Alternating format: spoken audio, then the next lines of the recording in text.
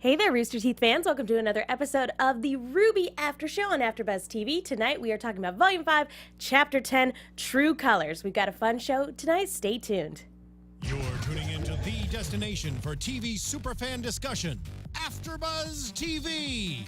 And now, let the buzz begin. I see your true colors. That's not the song that we're opening with, but you see them nonetheless. Every time I see a title show with that particular title, Phil Collins just starts playing in my head. It's ingrained. It is.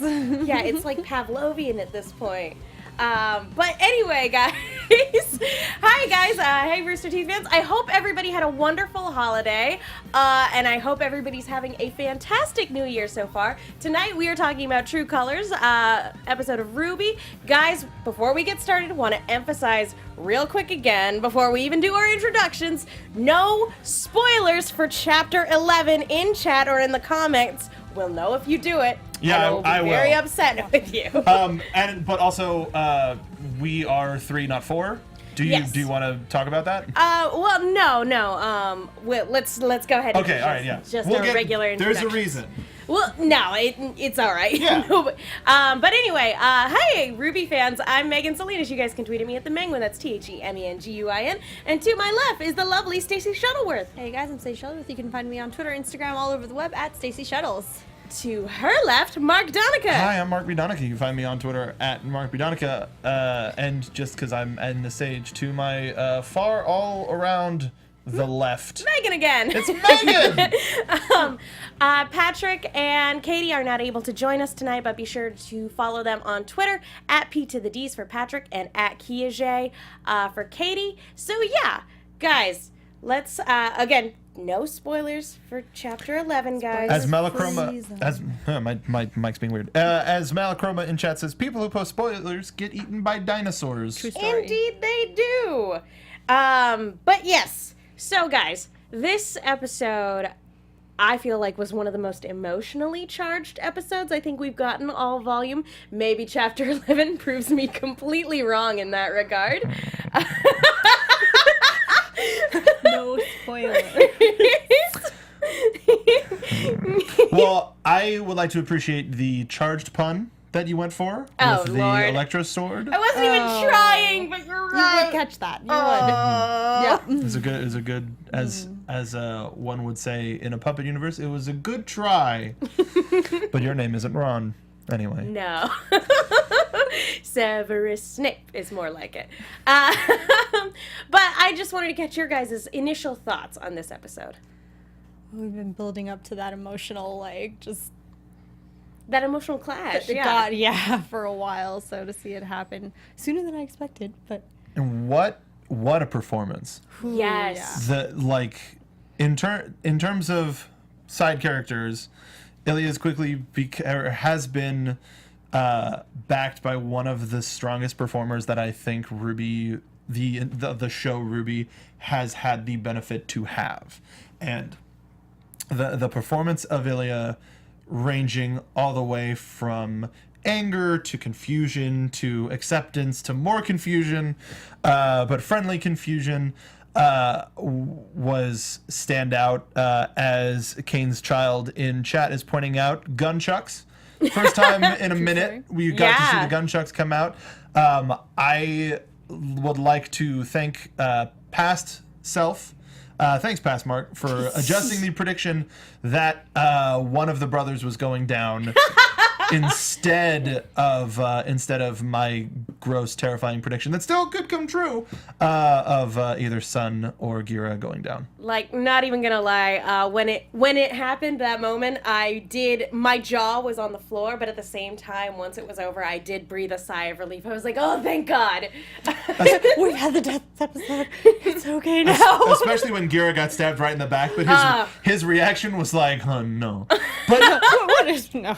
But I think my favorite thing about that is that reminded me of some Planet Earth footage of a smaller scrappy animal going after a big cat. Yeah. You jump in the middle of their blind spot and you tack them in a place where they can't knock you off. So it was super animalistic, but still a human fight where somebody got stabbed in the back by a magical fire dagger. I was very concerned when he got stabbed in the back. I thought maybe he had a punctured lung, but I guess Gira just has, like, I don't know, maybe a solid foot of muscle in his back. Protecting those muscles, yeah.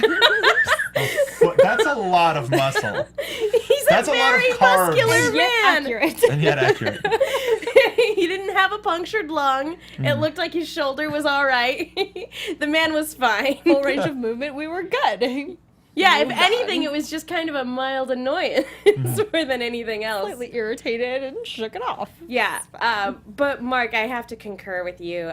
Jeremy Lee's performance for Ilia in this episode, and Aaron's too for Blake, both of them were just absolutely Brothers of the spectacular. White Fang!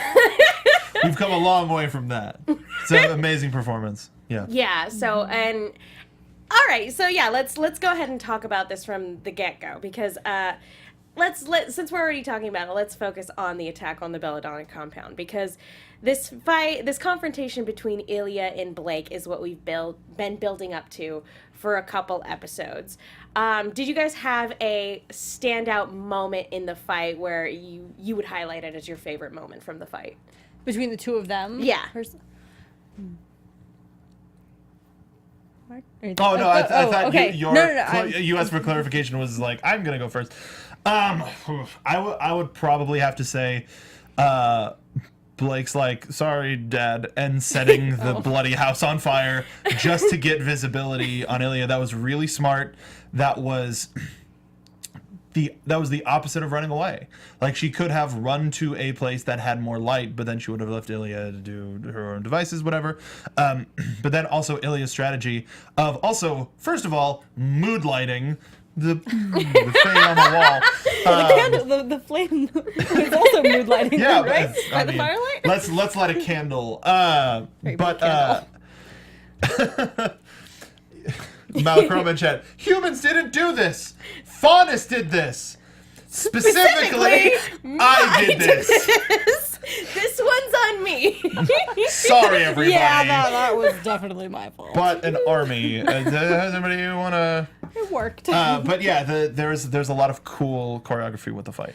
Yeah, they're both so nimble. So there was a couple sequences in particular, just the way that they move in relation to each other, and you can tell that they have a familiarity with each other's fighting styles too, and they kind of dance around each other with that. I thought that was a really interesting thing to watch. Yeah. Something I didn't notice in some of their previous altercations is that they both have very similar weapons in that they're meant for both close quarters combat and distance fighting. Mm-hmm. So it's like you can definitely tell in this particular skirmish that they most definitely had very similar training in their upbringing within the White Fang. And to see that come to a head here is really cool. I think probably my favorite moment is definitely just that moment where Blake is crouching down with the flames behind her. Like the lighting there, the camera angle, all of that was really great. But also just shout out to the team for the fluid camera work for the entire fight scene as a whole. Like, it's not something I notice when I'm like watching it the first time around, but going back and rewatching it again, just seeing the way the camera follows them, it's hypnotizing. It's really awesome. We got our first piece of art for the show. Oh! From Malachroma. Using the hashtag RWBYABTV. It is the Fennec Albane pancake mix. Oh. From the makers of Pumpkin Pete's. You will get your very own Fennec original pancake mix. Just like Mom used to make a menagerie, that is the Fennec Albane pancake mix. Pick it up at your local store, and may God have mercy on your soul. No. Yeah, can we take a moment to appreciate how his death scene was basically a moment out of a Roadrunner Wile E. Coyote cartoon? Except with far more dire consequences. Yeah. It was the equivalent of like when, a giant boulder falls on Wile E. Coyote and then it exploded. Like if that pillar had just said Acme on it. And more homework has been made. Oh, Lord. Oh, but I have to agree with you, Stacey. I did not see this death coming. Mark called it, but I definitely didn't see this one coming. I didn't think it was going to be Fennec, to be honest. When I did call that one of the... I thought it was going to be the other one, but that, I think, made it that much more shocking, so to speak. Maybe... Oh, how about you? I was just agreeing. Carry on. Now, maybe this is better saved for predictions, but because Fennec is now gone and Corsic has been apprehended, he's still alive and probably really mad. Is he a potential player for later on down the road, or do you, in the same way that Neo is a potential player for somewhere down the road, or do we think that we're sort of done with that element of the White Fang subplot? I think if the way that they're kind of going in Menagerie, they'll probably have a pretty good handle on him. However, he was knocked unconscious when that whole thing went down, so he doesn't know exactly how it happened either, right? Like, he could have he could be under the impression that it was a completely malicious, on purpose. They did this to him. They murdered him. With, meaning to do this kind of situation. So there could be a lot of rage and resentment there that will get him stopping at nothing. I think one of two things could happen. One, that's it. Or two, if everybody's leaving the country to go fight in this battle, there's some room. There could be some room for improvement while they're gone for however long they're going to be gone for. Yeah. And there could just be him, like Hannibal Lecter-esque style, or never mind. I'm not going to make an X-ray and Vab joke, but like the Mad King trying to break our heroes apart, but sort of a thing where he's in prison, but he's like, what are they having you do? Come on, we know better, brother. Can I call you brother? Doesn't matter. I'm gonna call you. I brother. lost my brother. I lost my. I was about to say something that could have been highly misconstrued. Never mind. Tumblr would have had a field day, but yeah, that sort of thing where it depends on what they want to use him for. Yeah. It'll be interesting. I feel like for right now, if he does come back, we won't see him for maybe 2 volumes. And so part of me wants to say, this subplot is done, but at the same time, it's like they left him alive. It could be that they're like, if there's a place for him in the story, we'll come back to him. But if not, it's wrapped up in a nice little bow. Freelancer Emma in chat says, "My brother is dead. You are my brother now." He's just collecting new guards as his brothers. Brother.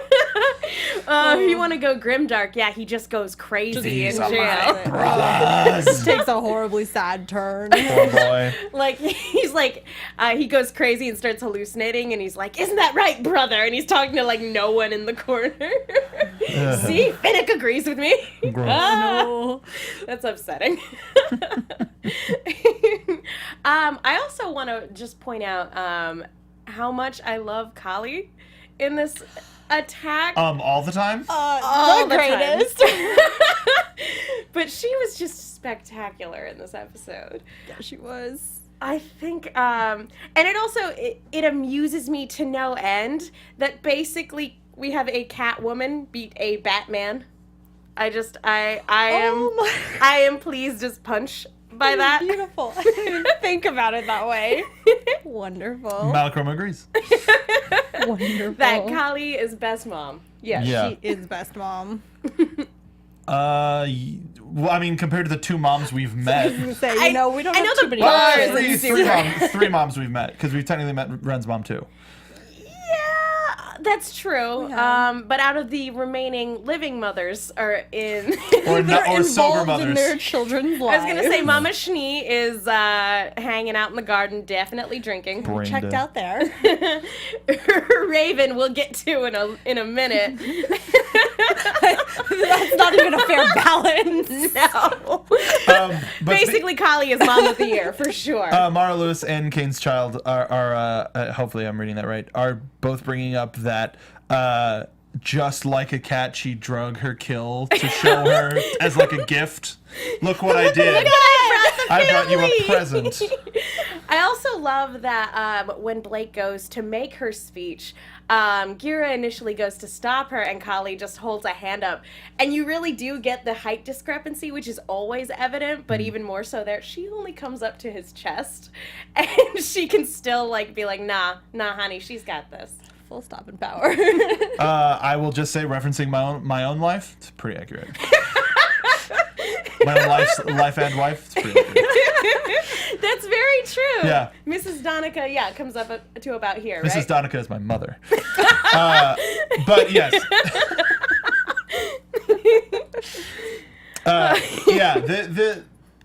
It was a good blow off, and they've trained us to expect the absolute worst. Yes. Whereas it came in pretty well. Yeah. That worked out in our Only favor. one death. Oh, Only God. one death. What's coming up? I feel like a lot of guards died. One character death. But definitely a lot of That's guards true. died. So one important no, I'm kidding. That's awful. One is good. We're good. Yeah, one. One No is more. Great.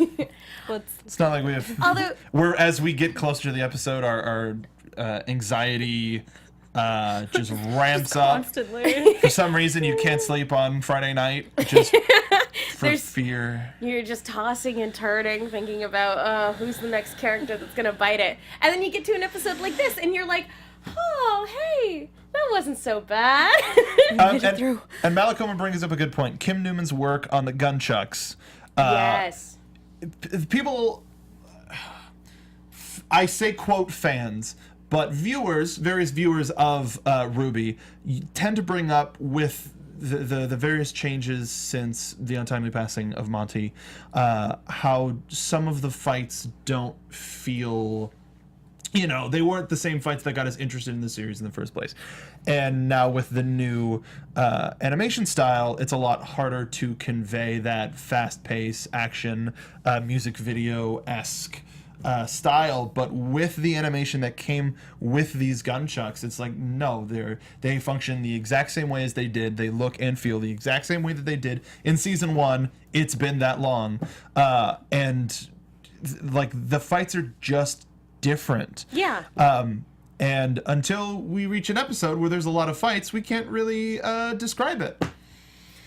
Honestly, I know it's an ongoing critique of the show in its current incarnation, but I think the animation's never been better. And as far as the fight choreography goes, yes, Monty's touch was wholly unique, but that doesn't make the fighting in the show at the moment bad Or less important. or less impressive. Like I said, I think there was one moment during the fight where Ilia spun around with her whip, and it was the combination of the lighting, the camera movement, the character expressions, and the vocal performance. I was like, dang, we have come a long way, and the show is going to continue to grow and evolve and change. And guys, change isn't inherently bad.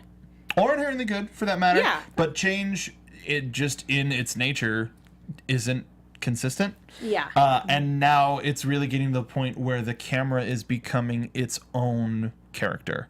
And we're getting creative shots that we can't get, which is why we turn to animation. It's not just same over the shoulder, two-shot, mid-shot, extreme close-up. No, with this type of action, you can really get right up into it because you don't physically have a camera there. So we're getting there, and this whole fight was just awesome. Yeah, I feel like one of the reasons why I maybe you guys have a different take on it, but one of the reasons why I got into anime in particular was because it had such a unique visual identity compared to everything else I had seen prior to that.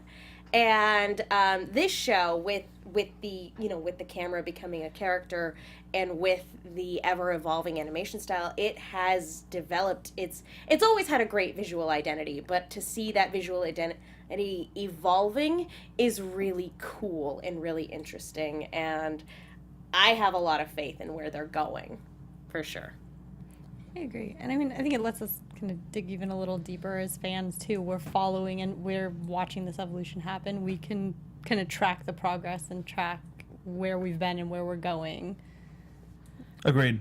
Brody Kimberlin in chat says, this is a show with a background story of keep moving forward. Yes. Change will happen, like it or not. Yeah. I agree with that.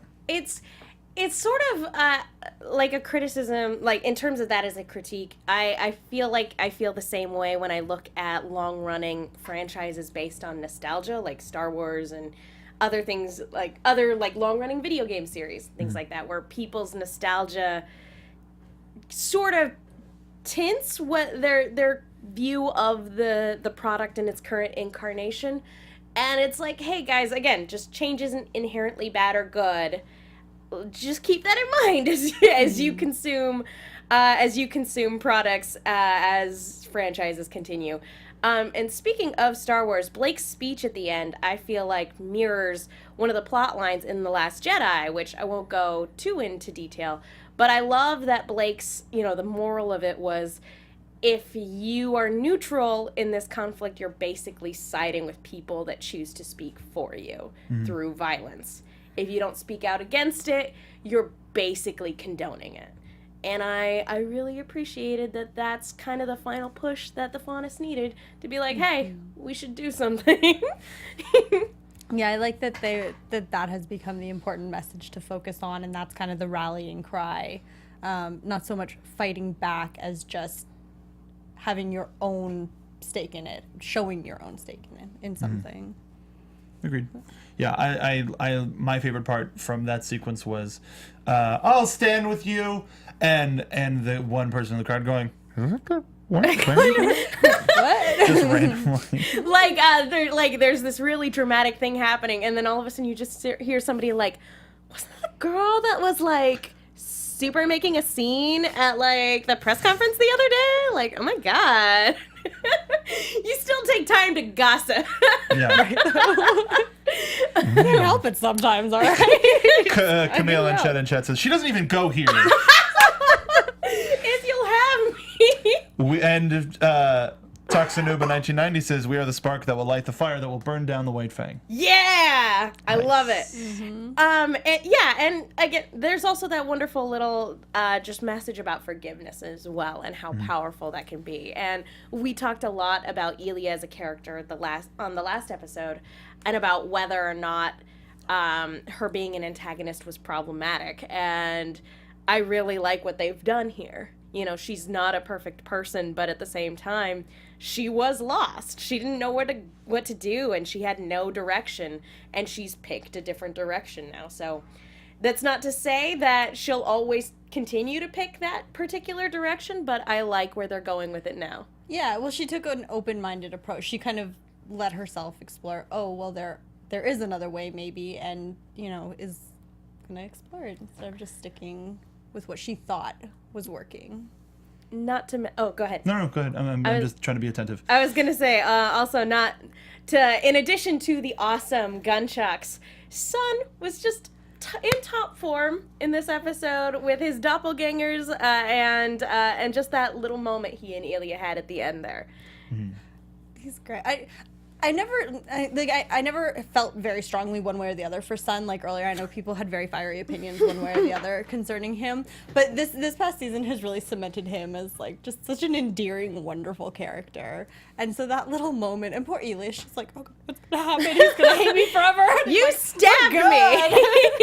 Because he can't help himself but to point it out because that's Sun. But also he's gonna get over it. Because Sun is Sun. Because that's also Sun. He's like, Blake says you're cool, so you're probably cool. Fun fact, the Sun/Blake/Ilia ship is Rainforest. Okay, I gotcha. I'd also call it the Jungle Book. Is that because it's got like rainbow, in terms of rainforest, is that because it's got like rainbow, like Ilia, and also there's a lot of throwing shade? I'm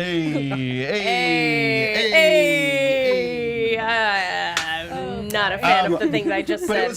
So they were talking about this a little bit in chat earlier, and I wanted to bring it up to y'all. Absolutely. this sort of showed me, like, do you think that there's any ambiguity with an age discrepancy between Ilia and Blake? Because to me, it seems like Ilia is a little bit younger, like maybe a year or two. I think a little bit, not a huge, but not a huge significant amount. chunk. Because she was very much is acting like a child.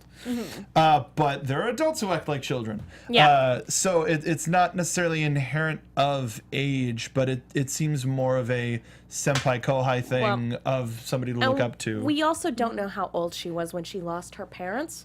And she did go away to school. We don't know what age she was when she went away to school. So she was away from her parents and then lost them.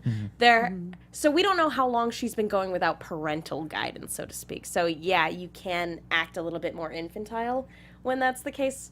But especially when you're given free reign and you run off and hang out with a bunch of like pirates and terrorists, I guess. Yeah, if you don't have the responsibilities to kind of develop more maturity as you go, or feel the need to, then So there might be an age discrepancy there, but yeah, I agree. I don't think it's huge if there is one, because they're obviously close enough in age to have relatively the same level of experience. So when it comes to fighting and combat and all that other stuff. Do we have any more thoughts on the menagerie side of things? Because I think my final thought is that's going to be one awkward boat ride. Because it's like, 2 weeks on a boat with like the person who burned down your house and tried to kill your family. Yeah. Nothing more on the menagerie part, but I think before we get to the, I'm sorry. Did you have anything else that you want to say about menagerie? Sorry. Before, I think we should do our break stuff before we get to the second half. That sounds just good. because I saw how you put the show up together. I'm trying not to rise against you. No. I only put that there as like a notes as a don't forget it. That's, okay. None of this has to be in sequential order. None of this is canon. All right, so we're gonna start off. Before we talk about the second part of the episode, we got a wonderful gift. We did. In the now we get a lot of fan art, and we get a lot of fan art about stuff that we talk about, and we are appreciative of it. 24-hour call center, we are appreciative to them. Malachroma, we are appreciative to them. Anybody that submits art to us, we absolutely love you. We absolutely adore you. A couple weeks ago, though, we were talking about magical girls, and as a result, Chessboard on Twitter, let's take a look at this first one, sent us, and just because the other one that was sent to me was so wide, I had to split them up. No worries. This first one is Megan on the left, Katie in the middle, and me on the right as an actual magical girl, as Akko from Little Witch Academia. Marcus, best girl. Aww. And she never had a familiar, but I guess the Black Lion is my familiar. I suppose that's synergy. And then this next one is Stacey as Sailor Diva. I love it. And it's so great. The immortalized tuxedo mark. With the raccoon. Because I swear, if you fight me, if you think that the Ginyu Force is not a group of magical girls, they transform. That's all I'm saying. No one will fight you on this. No, I don't think anyone will fight me. They are absolutely a Sentai group. Although looking at it now, I'm like, was Raccoon's pose the reverse dab all this time? No, it's Hogan. It's Hogan, like the classic Hogan pose, just from the back. Yeah. Okay, I thought it was maybe like somebody was like, oh, I want to do like the raccoon pose, but I want to make it my own, and so they did like a dab instead. How the dab was born. And Malachroma nailed it before I had a chance to say it. Katie was a Brexen, which is the mid. Either the mid or the final evolution. No, the middle evolution of the Fennec Fox, who I also forget the actual name of, which I think was just Fennec. Or Finnick. Yes, something like that. Thank you again to Jester's Chessboard. That's at @schessboard on Twitter. This was a wonderful way to cap off 2017 and to start 2018. It's this is my profile picture now. I loved it so much. So thank you to Jester's Chessboard and to everybody who contributes art for this show. It is always fantastic seeing what you guys come up with. And I have to say, Never did I expect to be drawn as a little girl at a magical academy. And never have I been so flattered to be drawn as a little girl at a magical academy, complete with my crappy facial hair. But that I can't tell you how wonderful it made me feel. So thank you, S Chessboard, and thank you to everybody who submits art. We will do this as it happens, but to S Chessboard, thank you, because this was just lovely. I've never been a magical girl before, and it got me all for clout. P.S. We've always been magical girls. The power was inside us all along. The whole time. But we also want to talk to you guys really quickly about iTunes. Folks, thank you to everybody who's gone to iTunes to rate, subscribe, leave a comment. We love hearing from you, and it is the best way to let our producers know that you guys like the show that we're putting on and that you guys like hearing about us talk about Rooster Teeth content. And when you guys do, you might even get a shout out on the show. Like so. Because in case you missed it, our December 20th episode, we had Sam Ireland on. We talked about Wolves Inside, which was successfully funded with an extra $2K. Y'all are awesome. Y'all are wonderful. Yes. I'm sort of thrown off on where we left off from these, so I'm going to, I think we read this one, but just in case, I'm going to read it again. From Jedi Neptune, my favorite non-Rooster Teeth podcast. Hey, we technically are. It's that asterisk, baby. I've been listening to this podcast since I found RWBY around episode 8 of Volume 1. Meeting you guys at RTX Austin this year was one of the highlights of my year. I love listening to the analysis and theories and adding my own twists and adding them with my friends. Keep being awesome people. A brilliant podcast from Malakrama.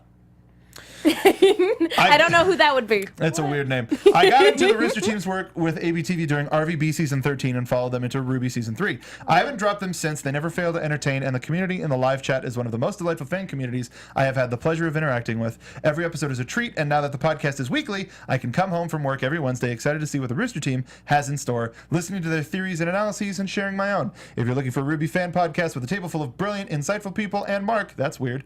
This is, no, I'm kidding. They didn't write that. This is the cast for you. Signed, Malachroma. A genuine and humorous, it gets cut off because I'm reading off of mobile, Standing by Life. I actually found this podcast by accident before Season 3 came out from the RWBY Wiki page. Are we on the RWBY Wiki? What? Wait a minute. Are we on the RWBY Wiki? Can everybody... Can someone confirm or deny? Put that in the hashtag, please. I love how animated everybody talks in this show, and even now, the live chat community is one of the most hilarious, insightful, and witty I've ever come across, and one I'm not shy chatting with, which, by the way, shout out to Malachroma for their sharp perspective and artwork. You never fail to put a smile on my face. Aww. Every episode is delightful. They're meaningful and fueled with jokes, theories, and relatable situations. I enjoy every theory and analysis while sometimes throwing in my own. If you're new to the RWBY community or want to talk about RWBY with fans and looking for a fantastic fan podcast, look no further. This podcast is for you. The cast is enthusiastic with laughs that will keep you smiling. I will always look forward to the days when the podcast comes on. It definitely brightens up my days and has me coming back for more. P.S. Thanks for the shout outs from when I was ordinary passerby to now. Thanks again, Standing by Life. Last one. Love you guys from 0_4. Love you guys and love Katie and Megan's reactions. I noticed something looking back at chapter 4. Did you notice there were no children in Raven's camp? It could be that children aren't allowed in the tribe, and Raven might not have Yang with her, not because she didn't want to, but because she couldn't, as we know. But she couldn't. As we know, children can be very emotional, and the tribe might feel that children would just attract more Grimm. That's a fair assessment. Solid theory. Yeah. So a lot of love and theories. Oh, but this isn't a Twitter shout, or this isn't a review. But I did want to shout out because while we weren't on YouTube last week, we were on Twitch last week. Yes! We streamed the second half of RWBY Grimm Eclipse. It was Stacey, it was myself, and it was Katie who was joining us for this. And we tried getting Malachroma on, and their computer had varying levels of success. But we had our Discord channel open, which was open to anybody who could have come in, and we had the distinct pleasure of a wonderful listener by the name of Trenton Dixon, who is on Twitter at TrentonDixon5, come in and essentially be our moderator. Like, I was trying to focus on the chat as well as the Discord as well as the game, but Trenton came in, got to ask all of the questions that he wanted to ask, and then also was filtering questions from the chat. It was very helpful, and he's a very cool dude. So thank you, Trenton, and thank you to everybody who left iTunes reviews. If you want yours read, please leave us a review. It helps us get seen, though I think we're doing pretty well. The fact that you can type in Rooster Teeth and we're the first thing that comes up after like Rooster Teeth proper. It was a marketing decision. And we do pay attention to the hashtag all week long. That's RWBYABTV. So if you guys just have so many feelings from week to week, feel free to use that at any time. But again, no spoilers. Be cool about public releases, guys. Anyway, all right, I feel like talking about Raven. That's a good segue to move on over back to Haven for this part of the episode. And here we have Ruby sort of walking in on Crow and Oz having a little bit of a discussion. And she asks, I think, something that's been on our mind since we found out that, like, Oz was alive, was like, okay, so what did he do with the relic? So he says it's stored away, it's safe, or safer than the one that's here at Haven anyway. Now, he promised to be honest. He did. And yet he provided no details. No. What do we think about that? Is it better that Ruby doesn't know, or do we find it weird that she didn't probe him a little bit more? I mean, I guess she still more or less has an implicit trust, you know, in the people that have proven ally to her and have proven friend. So I guess if he didn't offer, she's not exactly the type to really get into the questioning. Like, you could tell she was uncomfortable even interrupting them at this particular moment. She was like, when I used to walk into my boss's office going, hey, how is everything? Can I come What do you on want? in?" Should I walk away Tell now? me what you want.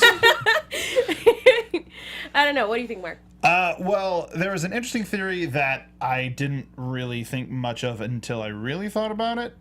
Because there's the theory that John's great-great-great-great-great-great-grandfather, who was the king, gave his sword from all the way then to now. Mm-hmm. And somebody in chat, I want to properly... I don't... Properly credit the theory. Yeah, properly credit, but I can't see it. Either way, somebody said that Jaune's the relic. And I went, wait a minute, what if his sword is the relic?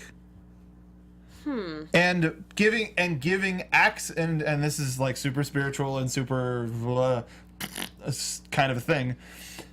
Now, the plan was to make Pyrrha the maiden. Mm-hmm. Pyrrha and Jaune were inseparable. And now Pyrrha is always with Jaune. So in some way, shape, or form, the maiden is protecting the relic. And this also sort of validates the fact that Jaune is a maiden? Could be a maiden? And he could be protecting the relic? You just really need this theory to come to fruition. I believe, if we can go back to the tape about a minute ago, I believe I said... Now, in some way, shape, or form. Would this explain why Jaune was allowed into Beacon Academy in the first place? Because we know he cheated his way in, and Ozpin's not a fool. For all of his mistakes and bad decisions, we know he's not an idiot. We know that he probably most likely knew about Jaune cheating and lying to get in. Mm-hmm. Yeah, I agree. I mean, I definitely think there's an underlying reason why he was like, all right, carry on. I'm going to look the other way. You know, you're cheating, but I think this would be funny. It's going to be real funny when we launch him off a cliff. I've been a little bored the past couple of years. Let's see what happens. Professor Ozpin, why did you accept me into Beacon? For the lulz, Mr. Ark. For the lulz. I need Oz actually to say. Yeah. I need it. So that's an interesting theory. I don't necessarily think that's where we're going. Although since a maiden is required to retrieve the relic, it could be that his weapon is the relic, but it is inert until the Fall Maiden gets a hold of it. There's some sort of a core in it.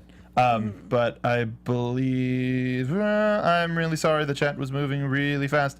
Mara Lewis says, which would also explain why Tyrion said that Jaune interests him. You're interesting. Yeah, Malachroma, that would make the addition of Pyrrhus Circlet much more prevalent. Thank you for validating me. But it's silly. I think it would be funny if he's like, oh, don't worry, Miss Rose. I have ensured that the relic is very difficult to get to. And it's just him, like, throwing it in a sack and, like, burying it out in the, in the Forever Falls like, somewhere. Hey, you, bury this for me. I don't even remember where it is, so I don't know how anyone else is gonna find it. It's like the opening of the original Jumanji. He's just out in the woods, tosses it in a hole. Bertie Kimberlin, wish list for things to have Shannon say at RTX. True story. It's the last place they'd look. It's the last place they'd look. Maybe you put it on one of the launching platforms in the forest. Maybe it's Now I don't know where it is. Maybe it's one of those chess pieces that like just gets, you know, used during orientation that just gets thrown into a storage closet for the rest of the year. It's like the room of requirement, but it's just chess pieces, and you have to find the one. You have to find the checker piece. It's the checker. He's like, actually, it was my glasses. Those are I have no probably idea. buried under a rock with my body. I was the relic. Although we do get him, again, assuming he is being honest in this moment, we do get confirmation that it's not, in fact, his staff, but that his staff has some tricks up its sleeve. We got things to see still. Is one of those tricks. He presses a button and a large head is projected from it. Yeah. I hope so. If that's not one of the tricks, I will be so disappointed. If we don't see that before the end of the series, We've been waiting for it for a while, though, I'll be right? really Like, upset. I'll be a little upset. I just have to say, I loved Lindsay's performance in this entire interaction. I have no further questions. It was just adorable. And then the anime laugh it off. like the only way it could have been more anime is if it was like a freeze frame. Don't Like- you? Like the credits start rolling immediately afterwards. But then they get a call from Lionheart, who's like, yeah, let's get a group together and go attack that troop of bandits. Yeah, that thing you wanted to do. I'm totally down now, guys. Look, everyone. definitely above board. That Great sounds- news. The board super down with it. So just, hey, you guys want to come over? Let's chat about it, you know. Yeah. Some coffee. Come alone. Leave your weapons at home. Why bring them? I We're all mean, friends here. we're all friends. We're just gonna chat. It's no big deal. Cake. Becca Lai says, no, Megan, it turns into a curtain rod so he can hide behind a curtain That's even better. and then project the head. Missed. You're right. I am so wrong. Beautiful. Oh. But so for this, you know, we get Lionheart and Raven having this scene together, talking about, I suppose, the morality of their actions. This sort of puts a little bit of a kink in my theory that Raven might have been coming to warn Crow. Yeah. Sort of puts a kink in that, unless she left a note for him somewhere that like a post-it to his door. As he's walking. Not Penny's boat. Boo. But imagine just on the window, just tapping like a "Don't listen to the following phone call." Ring, ring. That's weird. That's super weird. Mighty peculiar. So it's entirely possible that she did leave a warning, but I feel like this interaction sort of puts a chink in that little theory. But go ahead. Oh no, just Raven's out for Raven. Yeah, and we do get this interesting sort of philosophical approach to it. Lionheart views this as an act of cowardice, whereas Raven views it as like, nah, this is what you got to do to survive. There's no shame in that. Do we feel like, because we still don't know a ton about both of their backstories, do we feel like both opinions are sort of valid stances, or even though it goes contrary to what our heroes are trying to accomplish? I mean, I think they're valid. I don't necessarily think they're right. It's like, that's an opinion. It's an opinion. They probably both feel it, truly. From a certain point of view. To go back to Star Wars for a moment, but yeah, while they may be valid, I mean, every villain thinks that they're the most correct person in the room, and it's interesting to get that perspective, despite the fact that like everybody is strong in their convictions, but because I was going to say they're absolutely confident in what they have to think, but they're still a little hesitant at how other people are going to take it. And also, take what Raven says with a grain of salt, because her actual plan is, maybe you'll all kill each other while I'm going to go get the relic. I'm going to peace out. Raven, out. Yeah. Do we have any final thoughts before we go into some predictions? Not before getting into predictions. No, I think. All right, let's do some rapid fire predictions since Super we're quick. running out of time. AfterBuzz TV predictions. All right, have you both seen Chapter Yep. 11? Yes. Okay, then Not gonna- any thoughts for like the rest of the series as a whole? I feel we're going to be spending a lot of time in a single room. Oh, snap. Like, Is it a hospital bed? Oh, that's not boy. a room. Okay, not spoiler. I think, I after that phone call, I think Crow's smarter than that, right? Like, I would hope or so. is definitely yeah. not as trusting as They're that. definitely like, that's not Like, normal. hold on. They're going to be like, oh, a trap. We never suspected What? it. And also, This is shocking. most of the A available trap? hunters and huntresses are super not available on account of being dead. So, yeah, I feel like it's very apparent that something's up, and they're not going to walk into this unprepared. So I think, it's not all as it seems on Yep. that front. Yep. I'm waiting for the moment where Blake arrives on a ship, a la Aragon in Return of the King. That's the moment I'm waiting for. The Eagles are coming. I will say, after this last episode, I welcome the Eagles. All right. For some Eagle action. I think that just about does it. Any other final comments before we wrap on up? I'm ready to see them all fighting together again. Yeah. I'm ready for Team RWBY to be reunited. I'm sorry, Mark. I know this is so painful for dare you. they? Anyway. All right, Mark, where can people go if they want to find you? You can find me on Twitter at Donica. You could also follow the team at ABTV Rooster Team. That's where we post sort of group updates, stuff about the show. If we have guests, if we're doing special things like playing RWBY Grim Eclipse. If you want to go and check out both parts of that, you go to twitch.tv/inventoryfullpt. We're trying to figure out a way to do more stuff with all of our assembled shows, so to speak, and just sort of make it a splinter so that we can play video games with cool people. And if you like video games, Stacey and I do the talk show regularly, and this next Monday is going to be a big sort of end of the year, not necessarily our game of the year talk, but a lot of it. So yeah, Mark B. Donica for me, ABTV Rooster Team for the entire team, and Inventory Full PT if you like video games. Indeed. Hey guys, I'm Stacey Shuttleworth. You can find me on Twitter, Twitch, Instagram, all over the place at Stacey Shuttles, or over at Inventory Full PT, where I play lots of games and cry about them.